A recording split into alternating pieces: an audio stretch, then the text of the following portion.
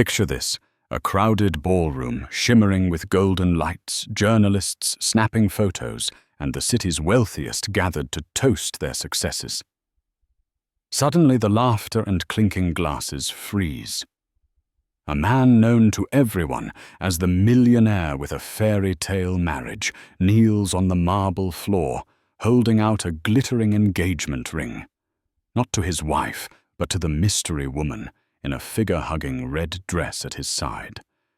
Gasps ripple through the spectators. Cameras flash like lightning. The wife stands just a few feet away, silent and statuesque, her eyes revealing nothing. You can practically taste the scandal in the air. Prepare for heartbreak betrayal and a silence that speaks volumes. Ethan Caldwell was a self-made man. He had clawed his way from humble origins in a small Pennsylvania town to the top of the real estate market in Manhattan. As a teenager, he flipped cars in his neighbor's driveway to earn pocket money. But it was when he discovered a knack for property deals that his life changed forever. Tenacity became his hallmark, and soon he was buying run-down apartments, renovating them, and selling them for triple the price. By 25, he'd made his first million. By 30, the world was in his palm. His wife, Rebecca Caldwell née Harrington, was the daughter of a prominent judge, James Harrington, known throughout the Northeastern Circuit for his integrity. Ethan's in-laws had been wary of the brash, ambitious young man courting their daughter, but Rebecca herself was mesmerized by his drive, his burning desire to conquer every obstacle in his path. She was a gentle soul, a classical pianist with refined tastes. He was the unstoppable entrepreneur who felt equally at home in a boardroom or a seedy construction site. Opposites, but they attracted like magnets, forging a romance that took high society by storm. Their wedding was legendary, held at the Harrington estate, with white doves released at sunrise and a fireworks display at sunset. The press swooned over the perfect couple, writing rhapsodic features about their unstoppable synergy, the brilliant polished artist and her cunning, resourceful husband. In interviews, Ethan credited his success to his wife's unwavering support. She smiled shyly from behind him, her eyes filled with an abiding love that made it easy for the public to believe they were soulmates. Over time, Ethan's empire ballooned. He founded Caldwell International Group, branching beyond real estate into shipping logistics and even tech startups. Luxury offices in Midtown Manhattan became his command center, frequented by investors, board members, and the occasional celebrity friend. Every year, the tabloids chronicled the couple's exotic vacations, yachting off Santorini, skiing in the Swiss Alps. It was an image of glossy perfection. Ethan as the dashing millionaire, Rebecca as his poised, intelligent partner who hosted fundraisers for local charities and endowed music scholarships under her family's name. Behind the scenes, however, cracks were beginning to show. The demands of an ever-growing empire left Ethan pulling all-nighters. Rebecca, accustomed to a quieter life of piano recitals and intimate gatherings, struggled to keep pace. Their moments alone dwindled, replaced by frantic phone calls, urgent business dinners, and expansions that never stopped. She would pass him in the hallway of their penthouse with a gentle smile, but there was always a line etched into his brow, a permanent frown, blossoming whenever he glanced at his phone. Yet the public saw only the shining exterior, the poised wife of a titan. Nothing, not even the occasional rumor of Ethan's affairs, could tarnish this portrait. After all, no one had proof, and Rebecca, if she suspected anything, showed no sign. The stage was set for a life that looked perfect from every angle until the day it all came crashing down. It began innocently enough, an introduction at a charity function. Ethan was the special guest speaker at a fundraising gala for the Children's Arts Initiative, a cause Rebecca held dear. Inside the grand ballroom of the Plaza Hotel, He circulated among a sea of benefactors, sipping champagne while discussing the newest philanthropic projects. That was when he first spotted Lauren Smith, a stylish marketing consultant who'd recently joined Caldwell International as a brand strategist. Lauren had bright, intelligent eyes and a certain confidence that radiated from her. She was neither shy nor aggressive. She engaged him in light conversation about the night's program, skillfully complementing his philanthropic efforts without seeming disingenuous. His attention was piqued. After the formal speeches, the two found themselves at the same table. Rebecca, unwell that evening, had quietly slipped home early, leaving Ethan alone to mingle. As the night wore on, Ethan found Lauren's charm addictive. She seemed to understand his business challenges, offering clever insights that resonated with him in ways he rarely experienced outside his own circle of seasoned executives. By the time the event ended, he had given her his personal number under the guise of further discussing brand strategy ideas. The next day, her name floated through his mind. He told himself it was purely professional, a potential synergy, and yet he dialed her number that afternoon, setting up a lunch meeting in an upscale bistro in Midtown. Over seared salmon and delicate pastries, the conversation flowed like fine wine. This time, it wasn't just business. They laughed about small-town upbringings, about shared frustrations in corporate life. There was no immediate physical contact, but an intangible tension crackled between them. Days turned into weeks. A second lunch happened, then a third, an after-work drink. Perhaps it was the thrill of attraction or the rush of secrecy, but each meeting left them wanting more. He was drawn to her ambition, to her youthful optimism, and to the sense of liberation he felt when talking to her. No complex baggage, no endless responsibilities, just the promise of something exciting. Meanwhile, Rebecca remained in the background, consumed by rehearsals for an upcoming piano concerto. She spent hours practicing in their soundproof music room, preparing for a solo performance at Carnegie Hall. In the evenings, Ethan would claim late-night business meetings or urgent calls with investors, while Lauren discreetly joined him at exclusive lounges far from the paparazzi's lens. A pattern had formed, as dangerous affairs often do. One stormy evening, when thunder rolled over Manhattan's skyscrapers, Ethan found himself alone with Lauren in the back of a limo, returning from a business conference in Boston. The windows were dark, the city lights a blur as the driver navigated through flooded streets. Lauren's hand touched his. Their eyes locked. In a sudden, undeniable moment, he leaned in, and they kissed a betrayal as electric as the lightning cracking the sky. Within that single instant, the fate of his marriage was irreversibly altered, though he still clung to the notion that he could keep both women in his life. But events were about to spiral far beyond his control. Rebecca was not naive. She noticed the subtle changes in her husband's schedule, the hushed phone calls at odd hours, the faint trace of perfume on his collar that wasn't hers, and the stammer in his voice when he tried to explain missing dinners. A quiet dread began to settle in her mind, though she didn't voice her suspicions. Instead, she observed him from a distance, trying to gather silent proof that her once perfect marriage was drifting dangerously off course. One evening they attended a benefit concert at Lincoln Center. Rebecca was performing a short piece before a star violinist took the stage. Ethan arrived late, slipping into a front-row seat next to an empty chair meant for him. Rebecca could see him scanning the auditorium, as if searching for someone else. His phone clenched in his hand. There was a moment, barely 2 seconds, where she caught the flicker in his eyes when a woman in a sleek emerald-green gown entered the balcony. She recognized that woman, Lauren Smith. Lauren's presence at high-profile events was normally explained by her role in public relations for Caldwell International. But seeing Ethan's reaction was like a knife twisting in Rebecca's gut. Despite her pounding heart, she performed her piece flawlessly, each note resonating with pent-up emotion she couldn't yet voice in words.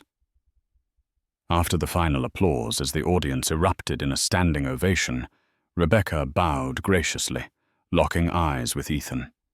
He clapped enthusiastically, but she detected guilt in the set of his jaw. That night, she confronted him delicately. "You seemed distracted during the concert," she remarked while changing out of her performance gown. "Is everything all right at work?" Ethan waved it away. "One of our brand specialists came. I was making sure she had the right seats and was greeted properly." He said it casually, but Rebecca noticed the tension in his shoulders. She wanted to ask more, but some quiet voice told her not to press. Not yet. Behind the scenes, the seeds of suspicion grew stronger each time Ethan left the penthouse for a meeting past midnight, or when he disappeared for entire weekends under the excuse of out-of-town site inspections.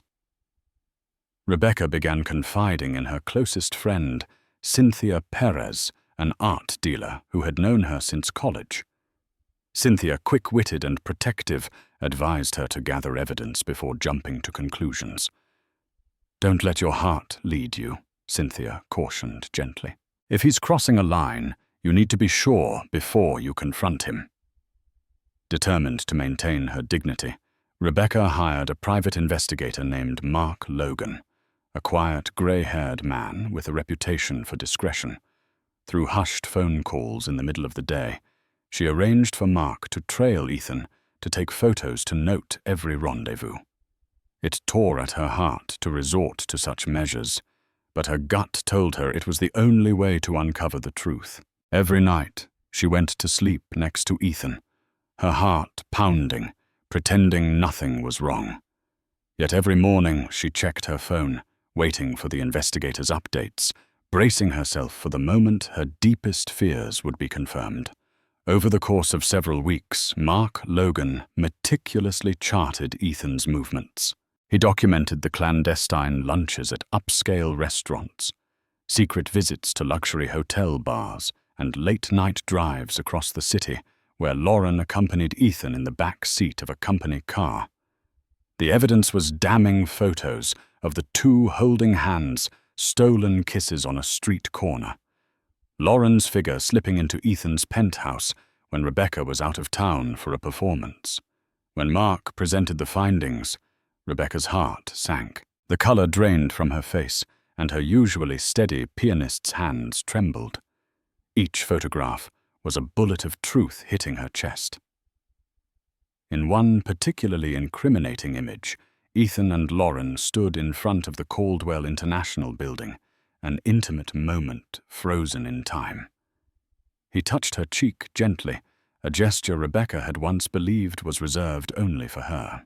Despite the heartbreak, she forced herself to examine every piece of evidence carefully to steel herself for what was to come. She asked Mark to keep his investigation silent for now, not to confront Ethan or leak information to the media. She needed time to think, time to decide her next move. Mark, ever the professional, agreed with a solemn nod.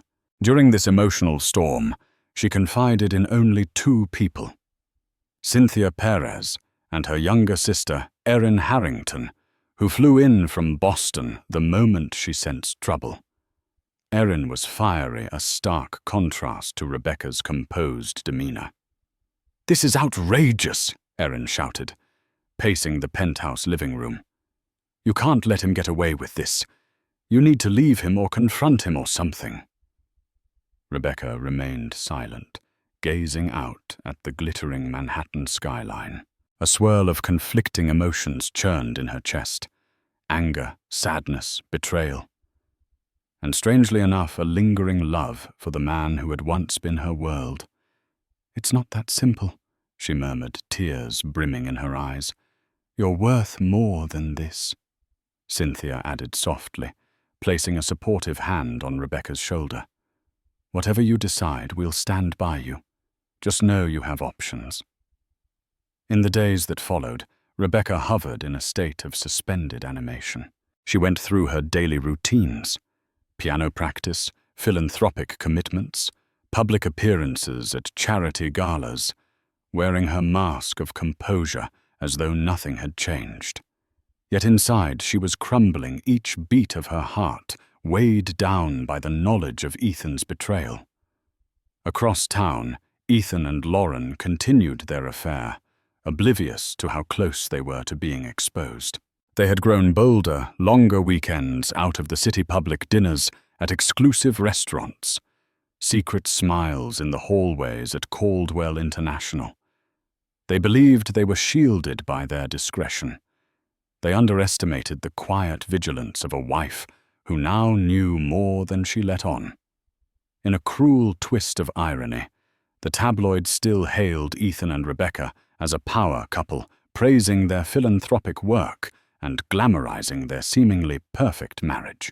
The city's wealthiest had no idea of the storm that was about to erupt, one that would change the lives of Ethan, Lauren, and Rebecca forever. One crisp autumn evening, Rebecca decided to attend a Caldwell International corporate function unannounced. She had been invited, of course. It was a gala, celebrating the launch of a new luxury condominium project near Central Park, but typically, she let Ethan handle these business affairs on his own. This time, she wanted to see the dynamics firsthand, to observe Ethan and Lauren in the same room. Dressed in a sapphire gown that accentuated her graceful figure, Rebecca entered the opulent ballroom. The decor was magnificent crystal chandeliers, towering flower arrangements, and waiters carrying trays of champagne. Although she was well known among the attendees, few expected to see her here tonight. Curious glances trailed her as she made her way to the center of the room. Ethan was speaking with a cluster of investors when he saw her. A flash of panic appeared in his eyes, quickly replaced by a broad, practiced smile. He excused himself and wove through the crowd to greet her with a polite kiss on the cheek. "You look stunning," he said, his tone carefully measured. "Thank you," she replied softly.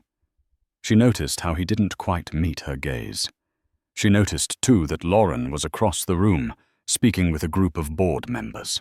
Their eyes flickered toward each other, an invisible connection that Rebecca could almost feel pulsing through the crowd. Throughout the evening, Rebecca maintained a regal composure. She chatted cordially with colleagues, accepted compliments with a graceful nod, and kept her distance from Lauren. Yet each time she passed near Ethan, she sensed his tension. He was careful not to let his gaze linger too long on Lauren, but the underlying current was unmistakable. There was more between them than business. Near the end of the event, she spotted a moment when Ethan and Lauren slipped out onto a balcony, presumably to discuss something privately. Rebecca waited a full 10 minutes before she too stepped outside, arms crossed against the chilly air. The sight that greeted her was a dagger to the heart. Ethan had his hand on Lauren's waist, leaning in close. Though they weren't kissing, their intimacy was undeniable. Their heads snapped around as she cleared her throat. Lauren quickly stepped away, a flush staining her cheeks. Ethan tried to recover, adjusting his collar nervously. "Rebecca," he said. Forcing a bright tone, "Lauren was just showing me some new marketing concepts for the condominiums. We needed a quieter spot to talk." Rebecca's eyes flicked from Ethan to Lauren. She felt an urge to erupt, to hurl accusations at them, but she remembered the promise she'd made to herself to remain composed, to choose her moment carefully. So she simply offered a thin smile. "Of course," she replied. "Don't let me interrupt." Then she turned on her heel and walked away, leaving them both in stunned silence. Behind her, the city lights of Manhattan glowed with a deceptive warmth. Inside, her world was fracturing, the tension steadily rising toward the breaking point. And for the first time since this nightmare began, Rebecca felt a new emotion stirring beneath the pain, an icy resolve to face what she now knew without question. Rumors of Ethan's closeness to a mysterious woman had started circulating among Manhattan's elite. Whispers at social clubs, sly remarks among corporate circles, though no one dared confront him publicly. After all, Ethan Caldwell was a man of influence, and the benefits of staying on his good side far outweighed the risk of provoking him. Yet the gossip grew, and somehow Lauren reveled in the illicit attention. Perhaps it was the thrill of stepping out of the shadows, or maybe she was blinded by the promise of being part of Ethan's glamorous world. Eventually, Ethan made a decision that would change everything. Tired of secrecy, emboldened by his love for Lauren, call it foolishness or arrogance, he decided to propose in the most public, extravagant manner possible. He was convinced that once he announced his intentions, the narrative would shift in his favor. In his mind, wealth and power could rewrite any scandal. He believed that if he went big, the public might applaud his boldness rather than condemn his betrayal. It was a crisp winter evening at the Metropolitan Club, a venue notorious for hosting some of the city's most prestigious galas. The event was a charity auction for children's education, a cause Ethan had supported for years. Rebecca attended as part of her philanthropic commitments, though her mind was miles away, still wrestling with the heartbreak at home. Just as the auctioneer concluded the final bid, Ethan stepped forward.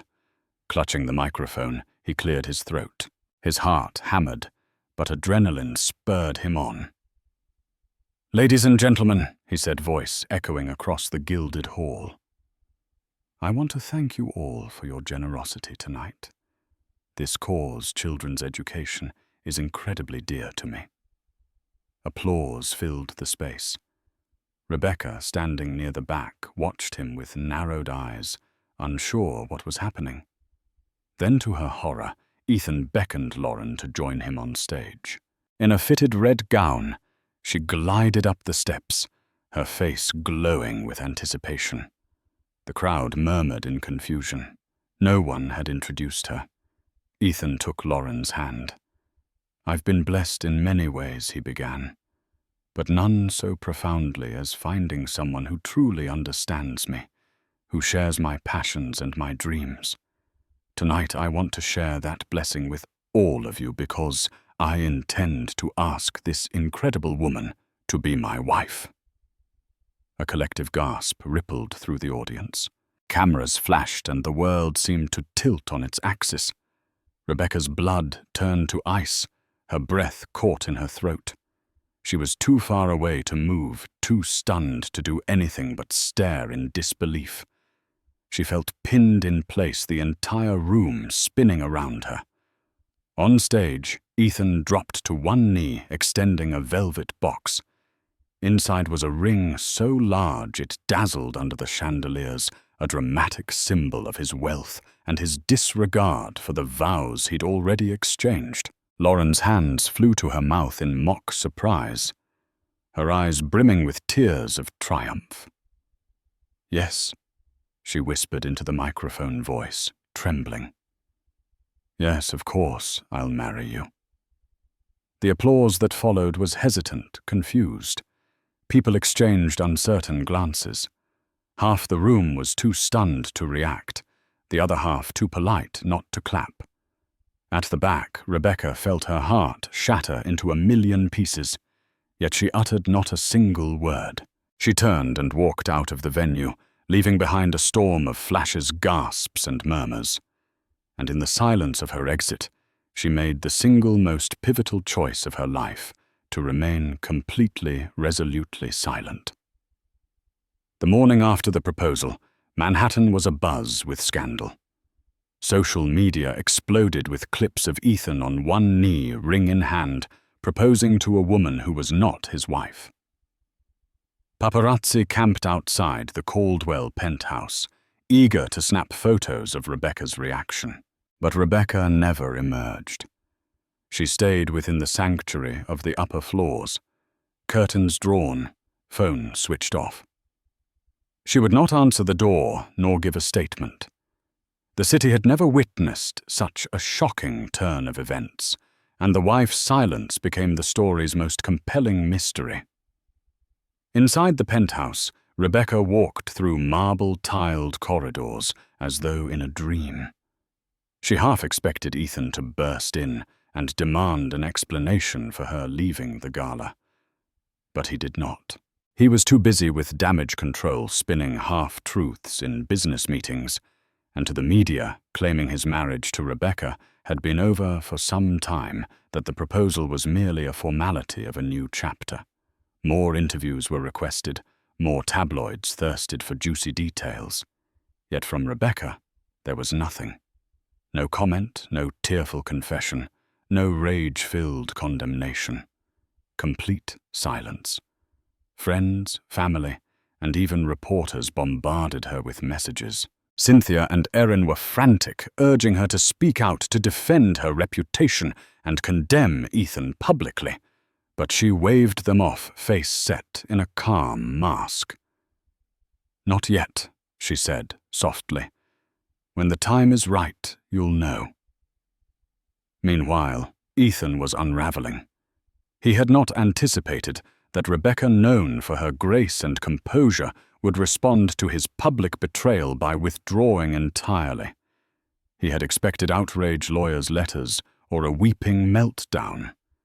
Instead, he got nothing, and that nothingness became an echo in his mind, growing louder every day. He'd reach out to her phone, no answer. He'd ring the penthouse door from the lobby. She'd refuse him entry.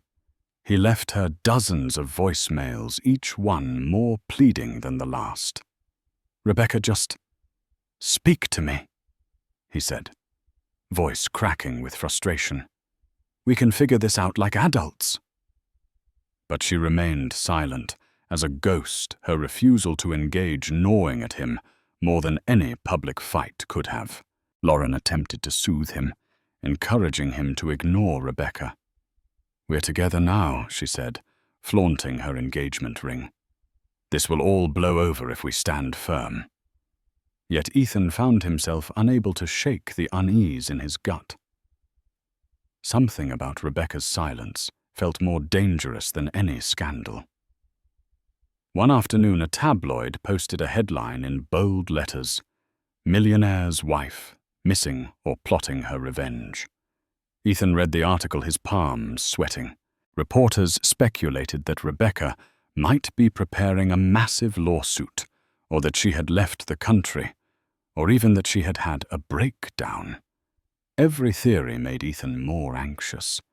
He realized that despite his wealth and power, he had no control over the one person who mattered most in this entire fiasco. And so the city's greatest question remained unanswered. What would Rebecca do next? In the quiet corners of her penthouse, she sat at her piano, fingers poised above the keys, refusing to let a single note escape. She could only hear her own heartbeat, steady and resolute, as she bided her time. While the city speculated about Rebecca's motives, Ethan found himself drowning in complications. Investors grew skittish, concerned that personal scandals could erode confidence in Caldwell International. Major partners reached out with polite but urgent phone calls, seeking reassurance that the man at the helm had not lost his grip. Share prices dipped slightly, reflecting the market's discomfort with the swirling rumors. Lauren tried to help, taking up the role of a de facto spokeswoman. She gave interviews to smaller media outlets, painting a narrative that she and Ethan had been in love for some time, that Rebecca and Ethan were separated in all but name. But the interviews only fueled public speculation.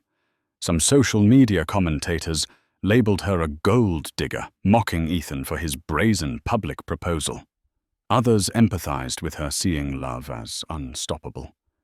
The divide was stark, and Ethan found himself on the defensive. At Caldwell International's headquarters, tensions reached a boiling point. Jordan Reynolds, the CFO, confronted Ethan about the negativity swirling around the firm. "I don't care what you do in your personal life," he growled, "but this fiasco is affecting business. We need stability, not front-page scandals." Ethan tried to dismiss the concerns, insisting that the worst would blow over. But doubt began to gnaw at him. He missed the days when Rebecca's calm presence reassured the public and added credibility to his brand. Behind the scenes, new revelations came to light. Cynthia Perez, fueled by loyalty to Rebecca, dug into Lauren's background and unearthed questionable financial dealings. A small publishing house in Chicago sued Lauren 2 years ago for breach of contract, claiming she'd broken NDAs and misappropriated funds. While the lawsuit had been settled out of court, the details were damning. Rumor had it that Lauren had used her romantic ties with the CEO of that company to secure insider advantages, then left him high and dry. When Cynthia quietly shared these findings with Rebecca, she saw a flicker in her friend's eyes. This was not the first time Lauren had entangled herself with a powerful man's empire. A pattern emerged. She latched onto ambitious men, wormed her way into their personal and professional spheres, and exited with substantial gains, leaving chaos in her wake. Rebecca said nothing, but Cynthia sensed a shift. It was as if the final puzzle piece had clicked into place. Rebecca now held not only emotional leverage, her silence, but also potential legal ammunition. And still she waited. Meanwhile, Ethan struggled to reconcile the woman he claimed to love with the uneasy revelations. When confronted about her past, Lauren dismissed it as a smear campaign. "I'm not that person anymore," she insisted, tears glistening. "I only want what's best for us. Don't let them twist old mistakes into something worse." Ethan believed her, or forced himself to. He was in too deep, forging ahead with wedding plans, sending out feelers for exclusive venues in the Hamptons, or even a private island ceremony. But each day, the mounting pressure from investors and the deafening silence from Rebecca eroded his confidence. Winter deepened, casting a chill across the city. Snow piled on sidewalks, reflecting the cold tension in Ethan's heart. He was a man trapped between conflicting loyalties, consumed by desires he couldn't fully understand. And through it all, Rebecca held her composure, waiting for the right moment to strike. Rebecca's father, Judge James Harrington, had refrained from public commentary since news of the scandal broke. A widely respected figure, he was known for his unyielding moral code and had always been a guiding force in Rebecca's life. In the weeks following Ethan's public proposal to Lauren, James requested a private meeting with his daughter. In a small study at the Harrington estate, father and daughter sat across from each other. The room smelled of old books and polished wood, the walls lined with law tomes and framed photographs of James's judicial milestones. Rebecca's face was pale, a sheen of heartbreak still lingering in her eyes. Her father poured her a cup of tea, silence stretching between them like a fragile thread. Finally he spoke. "My child, the world has been cruel to you lately. I want to help in any way I can." Rebecca lowered her gaze. "I know, Dad, but I need to handle this in my own way." James studied her for a long moment. He understood that while he could offer legal and moral support, Rebecca's dignity and autonomy were paramount. He slid a folder across the mahogany desk. Inside were legal documents. Evidence of Ethan's breach of fiduciary duty if he'd used company funds for personal affairs, and potential spousal claims if Rebecca chose to divorce. "You have every resource I can provide," he said gently. "But I won't force your hand. You do what feels right, and I'll stand beside you." With tears in her eyes, she reached over and squeezed his hand. For the first time in weeks, she felt fortified, as if her silent strategy had a powerful ally beside her. Meanwhile, on Ethan's side, tensions escalated. Lauren had her eyes set on one goal, a high-profile wedding that would cement her position by Ethan's side. She orchestrated lavish photo shoots, arranged exclusive interviews about her fairy tale romance, and insisted on finalizing a prenuptial agreement that curiously favored her more than any sensible advisor would recommend. Jordan Reynolds Caldwell International's CFO warned Ethan against signing anything in haste. Ethan, though, still entangled by his desire, hesitated, unsure if he could trust Lauren's motives fully. Ethan was not completely without allies, however. A powerful corporate attorney named Dr. Howard Kinsey had joined his side, promising to neutralize any threat Rebecca might pose if she decided to come after the Caldwell fortune. They drew up strategies to claim Rebecca was aware of the separation long before the proposal, painting her silence as tacit acceptance. Ethan hated the idea of attacking Rebecca's reputation, but his fear of losing everything pushed him to extremes. He rationalized that if she filed for divorce, he'd need every legal advantage to protect his empire. The lines were being drawn. Allies on both sides gathered quietly, preparing for an inevitable clash.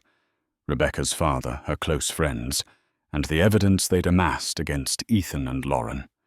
Ethan's corporate attorney, his hungry PR teams, and the shield of money and influence he believed could protect him.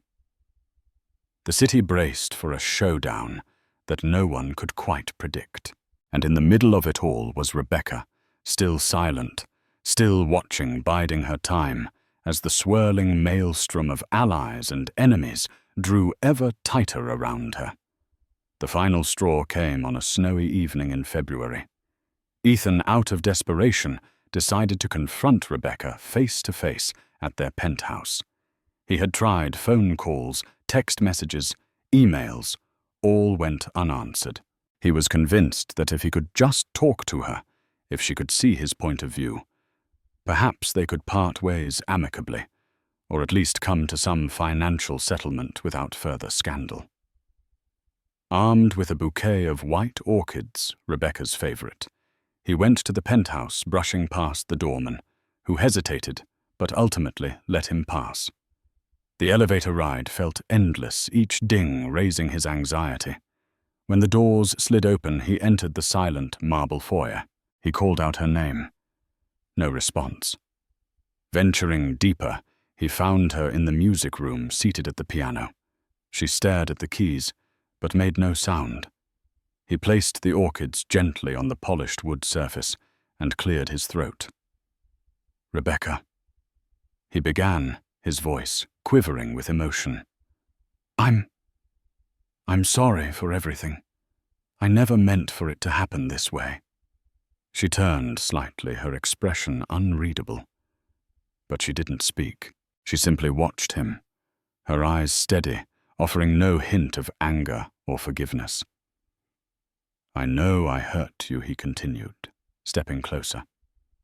"I was selfish and stupid. Lauren, He paused, struggling for words. "I thought I could find something new, something exciting. But I never wanted to destroy you." Still, Rebecca remained silent. Ethan's frustration flared. He had come expecting tears, accusations, or even a slap, anything but this impassive calm. "Speak to me," he demanded, voice shaking. "Please.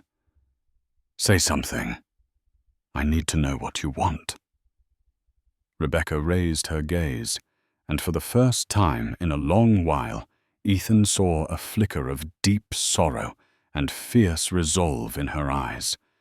Yet not a syllable passed her lips. Instead, she stood, walked to the door of the music room, and held it open, gesturing for him to leave.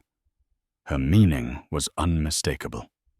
Devastated, Ethan stepped out into the hallway. His heart pounded as he realized the finality of her gesture. He had truly lost her, and he felt an inexplicable emptiness. Where once he had commanded entire boardrooms, now he found himself powerless in the face of her silence. By the time he reached the street, snow was falling heavily, blanketing the sidewalk in white. Lauren called frantic about some rumored lawsuit that might be coming from Rebecca's side. "I'm busy," Ethan barked into the phone, cutting her off. His thoughts swirled. He realized that what he missed the most wasn't just the comfort of Rebecca's presence. It was the respect she commanded, the moral grounding she provided, and the stability that had allowed him to thrive. Without her, everything felt like it was teetering on the brink of collapse. And in the hush of that snowy night, he understood that her silence was a sentence more damning than any shouted accusation. It was the sound of a door slamming shut on everything they'd built together. And he knew in his heart that he had no one to blame but himself. After the confrontation at the penthouse, after Rebecca had silently walked to the door and motioned Ethan out, everything began to come apart. Ethan told himself he'd be fine, that he still had the upper hand, that public memory was short and fortunes could be rebuilt. But deep down he knew something had shifted. Rebecca hadn't needed to scream or weep or call him names. She'd simply stood there silent and composed, and it had broken him in a way no public scandal ever could. And then the first wave hit. Within days, rumors became headlines. Judge James Harrington, Rebecca's father, quietly filed preliminary divorce paperwork in family court. The documents were swiftly leaked to the press. By the end of the week, every news outlet was dissecting the filings. Headlines screamed betrayal, adultery, and financial misconduct. The glossy narrative Ethan had spent years cultivating crumbled in full view of the world. Crisis meetings were held in back offices at Caldwell International. The boardroom, once a shrine to Ethan's dominance, now felt like a courtroom. Jordan Reynolds, the CFO, called for an emergency session. He didn't mince words. "We're hemorrhaging credibility. Investors are nervous. There's talk of pulling out of our South Korea expansion. And frankly, they don't trust you right now, Ethan." "I've made a mistake," Ethan admitted, loosening his tie. "But this doesn't define the company." Jordan didn't even blink. It might not define it, but it's dragging it down fast. Meanwhile, Lauren tried to spin a narrative of romance over scandal. She gave interviews to friendly lifestyle outlets, posing for photos with Ethan smiling as she described their unexpected but beautiful love. But the public wasn't buying it. Her engagement ring, a gleaming symbol of Ethan's betrayal, became a lightning rod for online mockery. Social media turned savage. When a respected journalist published a piece titled "The Mistress with a Motive," citing anonymous sources, shady financial ties, and whispered allegations from Lauren's previous jobs, everything changed. Investors began pulling back. Event sponsors cut ties. Even Ethan's high society allies stopped returning calls. Back in the Harrington family's circle, the counteroffensive was being quietly orchestrated. Cynthia Perez had handed over the evidence from the private investigator to Rebecca's legal team. Erin, Rebecca's sister, contacted a friend at a major newspaper, feeding them just enough to raise questions without exposing everything at once. And Rebecca, she still hadn't said a word publicly. She moved through her days like a shadow queen. She resumed teaching masterclasses at the conservatory, smiling gently to students, her fingers fluid on the keys. She hosted a donor luncheon for the Children's Arts Initiative, calmly answering questions about the future of the foundation, never once mentioning the scandal playing out in real time. When asked by a particularly bold reporter if she had a response to her husband's public proposal, Rebecca offered the smallest smile. "No comment," she said softly, then turned away. It drove Ethan mad. He had prepared for anger, for screaming, even for legal threats.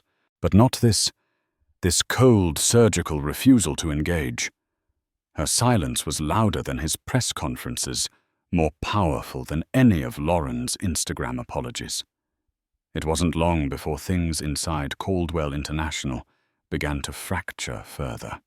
Whispers spread that the board was preparing for an internal vote, that if Ethan couldn't control the narrative, he would be temporarily removed as CEO.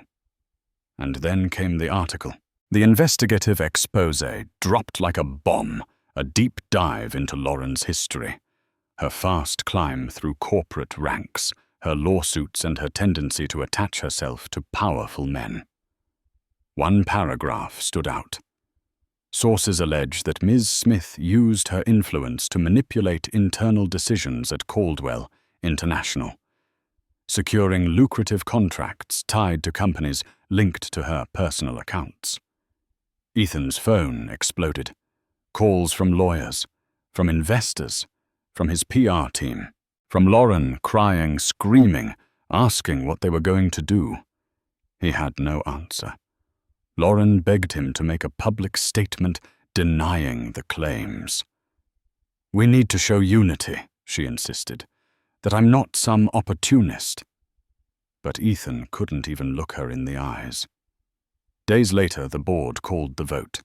Jordan Reynolds emerged as interim CEO.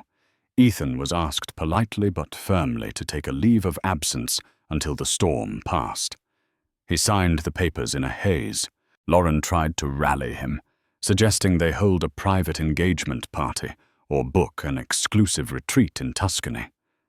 "This will blow over," she kept repeating. "You're still Ethan Caldwell."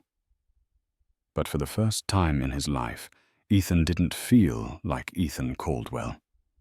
He felt like a hollow version of the man he'd once been. He missed the stability he'd taken for granted. The calming voice that used to talk him off ledges. The woman who had shown him grace not just in public, but in the quiet of their home. Rebecca. And the worst part. He had no way back to her. Her legal team was moving swiftly now. Motions were filed, court dates assigned. And through it all, she had spoken no more than a few carefully chosen words. Every time a reporter caught her on the street, she walked past with dignified silence. Until finally, she gave one quote. Outside the courtroom, with cameras flashing and microphones thrust into her face, Rebecca stopped just long enough to say, "I only seek what is fair. The rest will take care of itself." It was all she needed to say. The public leaned harder in her favor. Op-eds praised her restraint. Women across the city lauded her dignity. Even Ethan's own mother, who hadn't spoken to Rebecca in months, reached out to her privately and apologized for what her son had done. Back in the penthouse, the one he now occupied alone. Ethan sat by the window and watched the snow fall. He thought of the piano room of Rebecca sitting there with her hands hovering over the keys, refusing to play a single note until she was ready. She had waited. She had endured. And now, as he watched his reputation unravel stitch by stitch, Ethan finally understood. She hadn't just waited for revenge. She'd waited for the moment when silence would become her justice, and it had arrived. The wind was sharp that Monday morning, slicing between the stone columns of the family courthouse in downtown Manhattan. Reporters huddled with steaming coffee cups, their breath visible in the chill. Camera crews jockeyed for position near the steps. It wasn't every day a courtroom drama involved New York's elite, and certainly not one this sensational. All eyes turned when Ethan Caldwell arrived. Clad in a tailored navy suit, he exited a black SUV with his high-powered attorney, Dr. Howard Kinsey, at his side.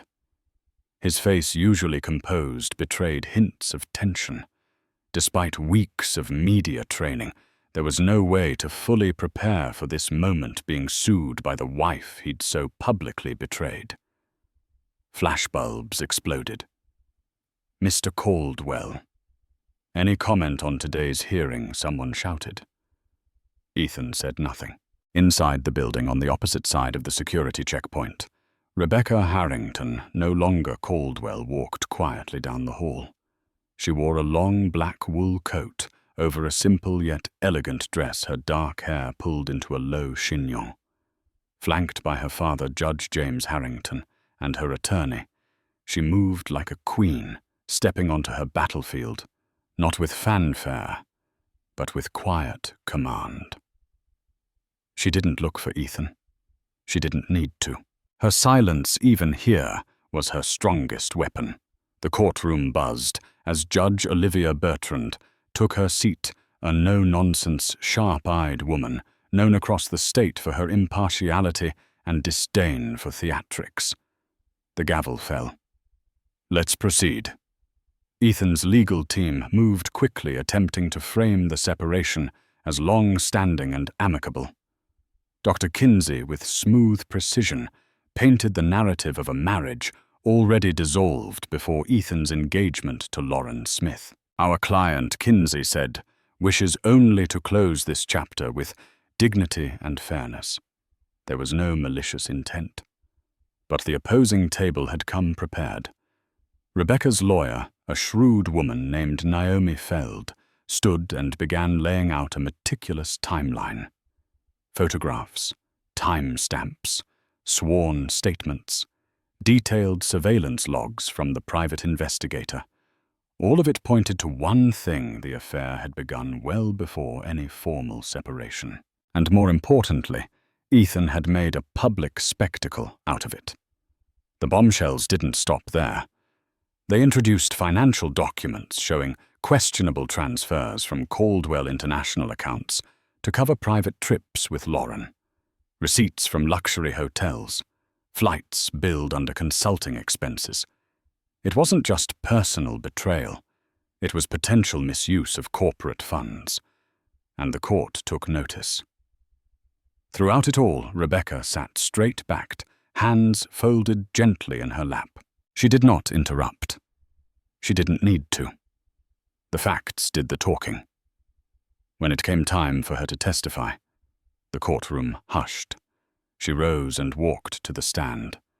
Her voice was calm, neither trembling nor sharp, as she answered the judge's questions. She detailed how she discovered the affair, how Ethan's public proposal blindsided her, how she endured weeks of media scrutiny in silence, not out of weakness, but to preserve what little dignity remained. "I chose not to speak until now," she said evenly, "because I knew the truth would speak for itself." Her words were measured, her tone never vengeful. Yet they struck harder than any accusation. Even Judge Bertrand paused before continuing, visibly moved by Rebecca's restraint and clarity. At one point, Bertrand asked if she sought spousal support or extended litigation over the Caldwell estate. The courtroom held its breath. Rebecca looked directly at the judge and answered no. "I only ask for what is fair. I don't need to destroy what's left. I only want to walk away, knowing I didn't become what hurt me." Ethan flinched. Outside, the news spread like wildfire. "Rebecca speaks, calm, collected and unbreakable," read one headline. "Caldwell's empire at risk as divorce turns tactical," read another. Talk shows buzzed, speculating on whether Rebecca's composed testimony had just cost Ethan his last shred of public goodwill. The final settlement didn't make her a billionaire, but it didn't have to.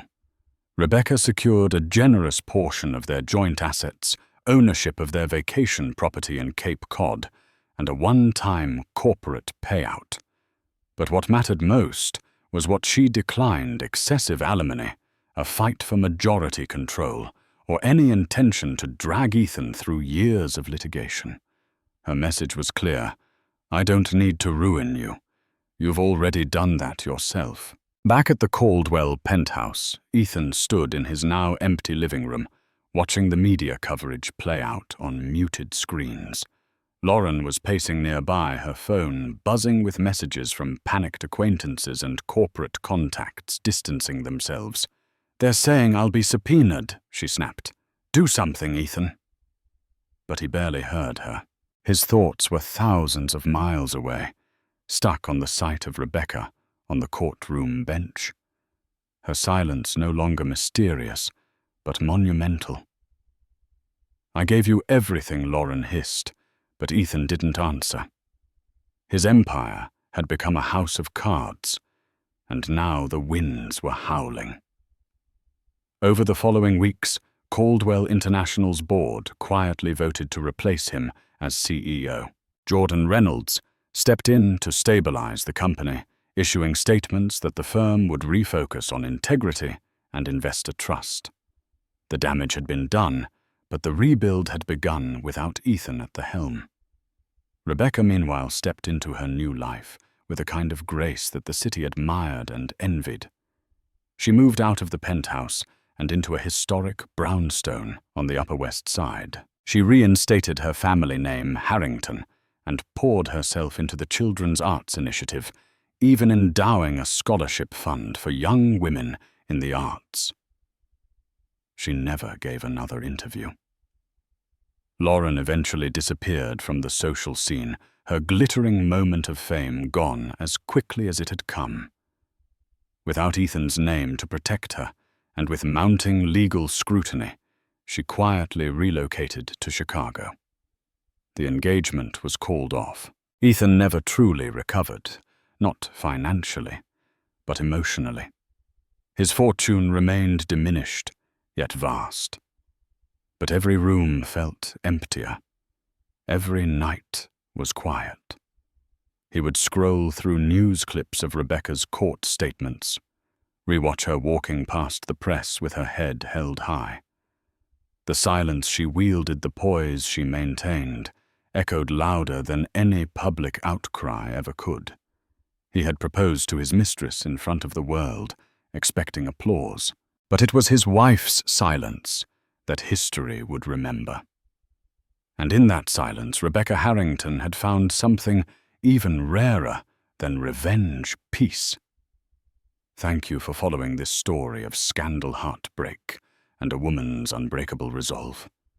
If you found yourself caught in the suspense of Ethan Caldwell's downfall and Rebecca's quiet, triumphant stand, be sure to let us know. Share your thoughts on the public proposal, the mistress and the wife whose silence spoke louder than any public outcry ever could. If you enjoyed this drama-filled journey, don't forget to like, share, and subscribe to our channel for more stories like this. Stories of love, betrayal, and the resilience of the human spirit. Your support keeps us going, fueling our dedication to bring you more captivating tales. So hit that subscribe button and ring the notification bell to stay connected. We appreciate every moment you spend with us, and we can't wait to share our next thrilling story with you. Until then, stay inspired and keep exploring.